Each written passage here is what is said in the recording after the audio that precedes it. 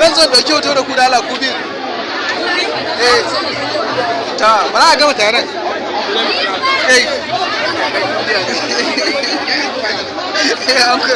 an ku uban matsorata